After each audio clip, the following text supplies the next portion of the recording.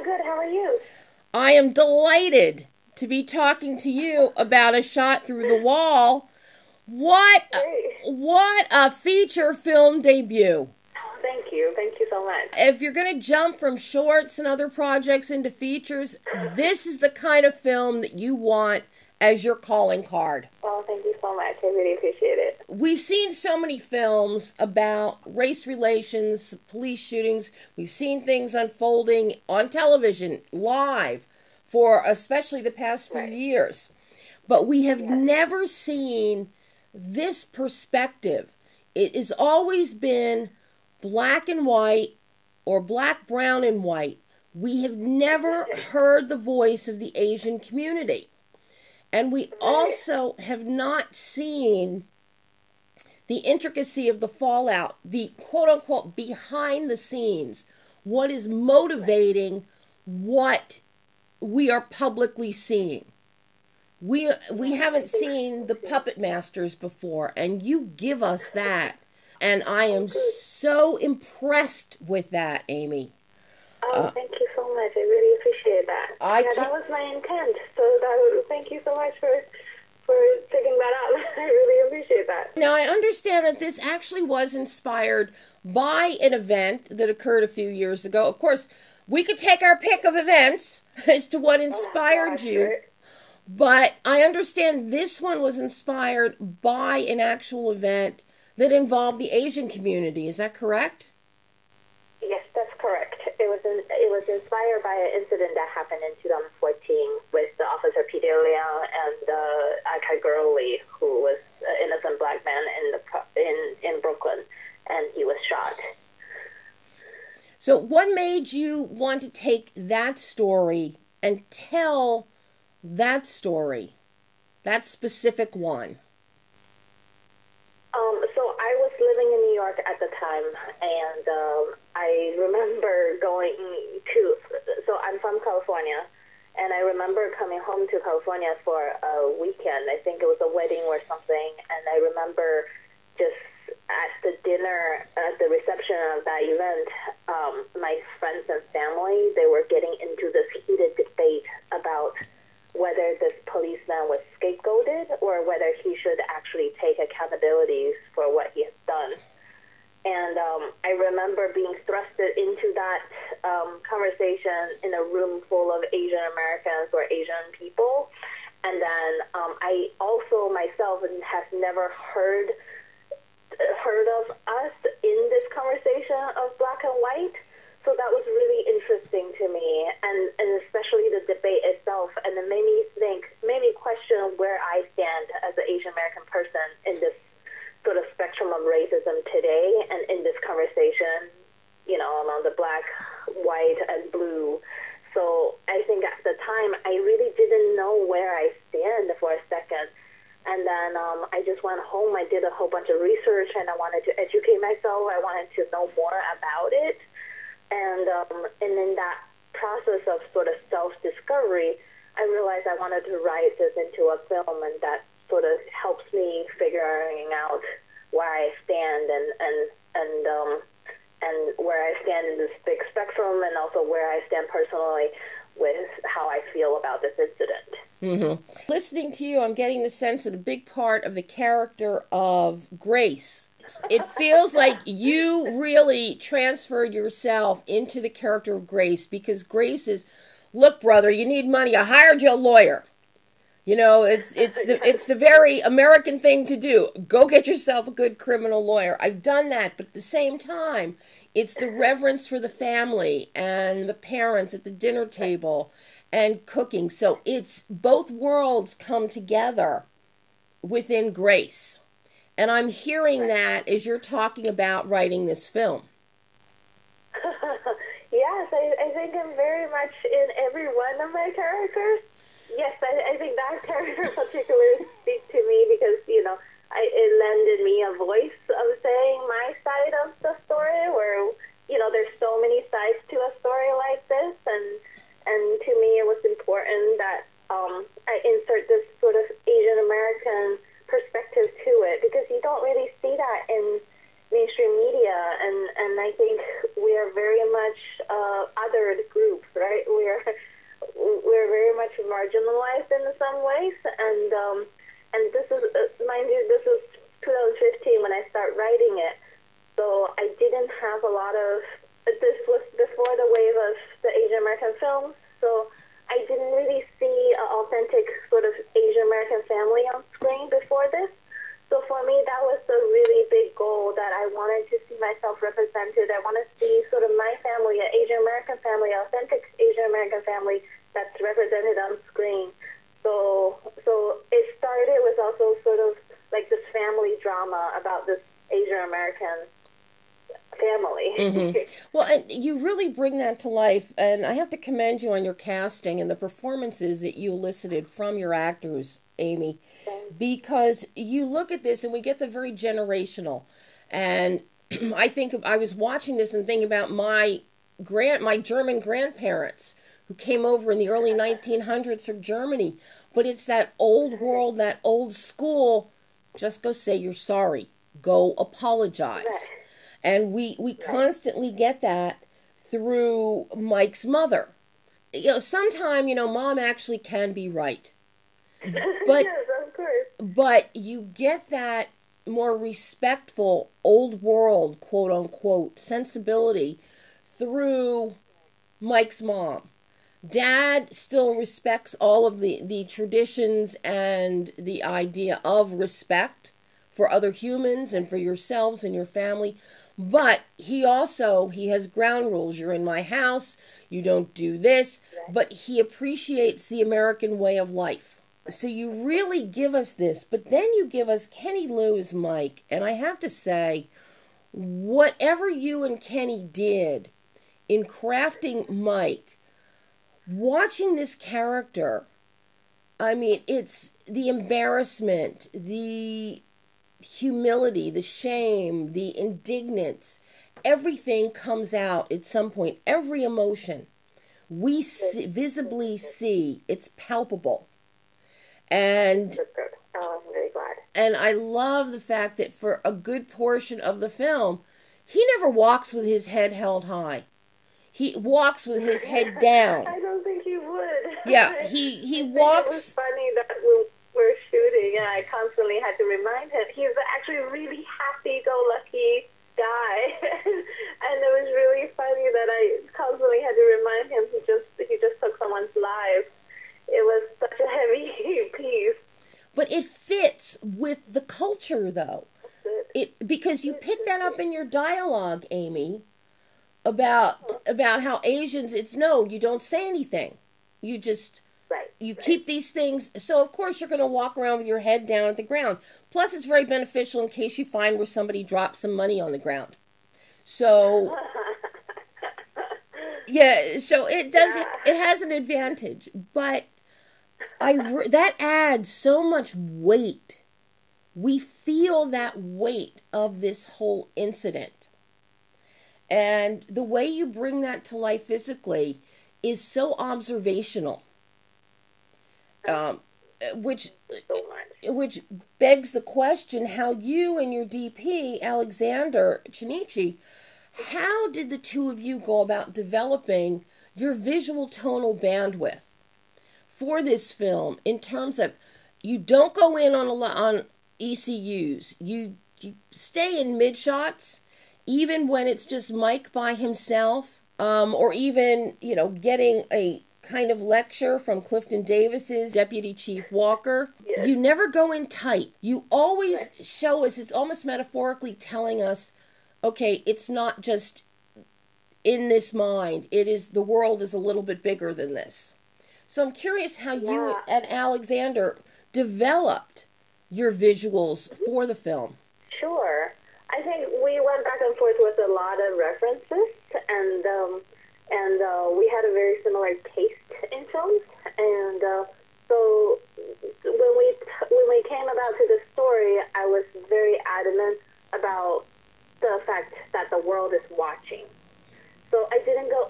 Thank you so much for picking up the no ECU. To me, it was really important. We're not in his head per se, but he is constantly being watched. and it's an audience watching a story like this unfold. To me, that was very important. And so we can remain somewhat objective, and we also have an idea that this is an incident. This is, you know, his story being told by all sort of different outlets and media and whatever it is, you know, the outsiders looking in. That was a point that we tried to stay. You really did an excellent job with that, Amy. A really excellent job with that construct and that visual tone. And it plays, you see it particularly in scenes with Dan Lauria as Richie Barrett. Because it's, yeah, hey kid, you know, he's so exuberant, he's so happy, and Dan plays it, and I love Dan. Oh, great. He's a joy to work. He tells so many stories. He's a joy to work with. He has so many amazing stories. But, you know, as Richie, he plays him, you get the sense almost like a used car salesman, that he's selling something. We gotcha. Don't worry, it's going to be okay. And then it's like, oh, well, you know, somebody's got to take the fall. And it's like, oh, well, you bought the car. Oh, it's day 31. The warranty's out. And anybody that knows anything about this world, about the police world, the legal world, this is what happens. And exactly. It's so unfortunate, right? So I love that you dug deep into your research and you really nailed the personas. So much. It helps that he brought a lot to the table as well. He's from Brooklyn, so he zeroes in on that sort of character, and we talked a lot about it, and we went through so many YouTube videos, and he was like, send me a reference. I mean, you know, and it was great. He was such a joy, and you know, really wonderful to have around. How challenging was the editing process on this one? You've got two editors here, Ian and Mike. You know, because you're trying, you did a really great job balancing everybody's perspective. No, I started with Ian. We were editing in New York, and then we had a really good rough cut, and unfortunately, Ian had to go to a different project because nature of independent filmmaking. We pushed back, and then he had a schedule conflict. And Mike and I went way back. He edited every single one of my short films and a lot of my commercials. Mm-hmm. And so I went back to Mike, and it was really serendipitous. It was really great because we ended up editing. We got so much support, and we ended up editing. So he was on a job called on the basis of sex with Mimi Letters. Yeah. And they were so gracious, and they were so generous that there was one empty editing suite on that floor. They have the whole floor because, you know, they have a budget. and then we just and Mimi was so gracious, and she really supported me. She really supported the film, and she just gave us that suite. So Mike and I just moved into that suite and edited the film. We took a long time because the nuance of it, and, you know, if you change a little bit, the perspectives change a lot. And we were also able to use their test screening room, and we had a few test screenings with people. That was immensely helpful. And then in the very beginning, my intention was not to show the incident because I didn't want to re-traumatize people. And also, when an incident like this happened, again, that was back in 2014, where we didn't see body cams, we didn't see cell phones taking videos and putting it on social media. And I think throughout the editing process, that really changed. And we start seeing incidents and things like that. So by not showing incidents, people have a whole other set of questions. So we decided in 2018 that we went back to shoot the actual incident, or the fictional incident. Mm-hmm. And then we edited with that.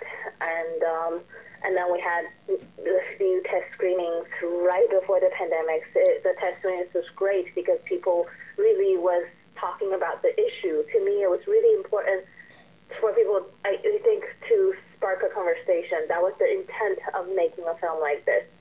So it was funny because afterwards people were getting into these heated debates about the subject matter instead of the film itself. So, and then I thought, oh, that was really great. And so the editing process took a little while. And I think that's also the nature of independent film. Yeah. So a true independent film. Yes. So, yeah. I hope that answered your question. Absolutely, it does, Amy. And, the timing for the release of the film couldn't be better after the shooting, the inadvertent shooting in the store here in California with the girl who's in a dressing room and a bullet went through the wall. That's so unfortunate. I remember Kenny, my lead, he sent me that article that day. I was like, oh my God, my heart just went out to her and her family. It was so, reading that story, I was like, oh, I don't know whether the guns are called for. And, a lot of times, also throughout my research, I realized in this country, sometimes the police are trying to sort of escalate the situation when they can de-escalate some of the situation when you see it in different other countries with other trainings. So it was a really unfortunate incident, and I don't know whether, it's such a mixed bag of emotions. I really was hoping, I'm really sad that this is still relevant today. Yeah. Because when I was writing this, I thought, oh, by the time the film is released, this is no longer going to be the news cycle, and this is no longer going to be relevant. And fast forward to 7 years later, we're still, it's still every other day we'll have an incident like this, and it's just really tragic. If anything, I think it's intensified over the past 7 years since you started on this journey. Right. I have to ask you, Amy, this is your first feature. So what was the learning curve like for you, helming a full-length feature? Because, you're still making a film, be it a short, be it a feature, be it commercials, but you go from 20 minutes or 3 minutes or 2 minutes for a commercial up to 90 minutes. Right. What was that learning curve like for you?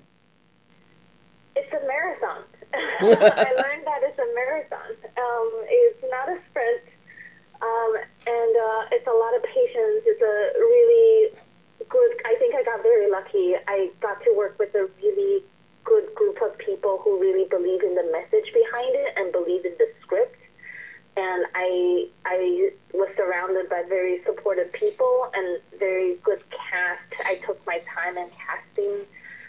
We took about almost a year, 9 months to 12 months to finish casting this. And also, I think a lot of it is inexperience. A lot of it is ambition that we were able to pull this off with the budget that we had. We had a lot of locations. I think now, looking back at it, I could have condensed some of it. But I wouldn't do it any other way. I would still do it all over again with everything. But it is definitely a huge learning curve. And but this is I hope it paid off. I hope people can actually go and watch it. It really took a long time and took a lot of sweat and tears with a whole village of people. And I really am grateful, and I appreciate every one of them. And I'm just very happy we're at this point where the film is about to be released and about to be seen by people. So, yeah. Looking at the learning curve, looking at this experience, this story that you've done, what did you learn about yourself as a director in making this film, A Shot Through the Wall, that you can now take forward into your future projects? Sure. I learned to be more patient and learned to be more assertive of myself. I think that's a lot of problems with, I think it's a cultural thing, also because the female director, I think we are either too bossy or too meek, right? There's never the middle ground. And I think going forward, I think I would be a lot more, I would believe in myself a lot more, and be more confident and be more assertive. I think, at one point, I think also age helped. And this is, we started this project 7 years ago. But I think I'm learning a lot about myself and learn to be patient. I let a lot of things go, but I hope that answers that answers that question. It does. And again, AIMEE, congratulations. This is truly, this is an incredible way to kick off your feature film career. Thank you. And I appreciate it. I can't wait to see what you bring us next. Oh, you and me both. Oh, AIMEE, thank you so much. And here's to a wonderful, wonderful opening of the film. Thank you so much. I really appreciate it. It was great talking to you. Same here, and I hope we do it again in the future. Oh, definitely. Thank you so much.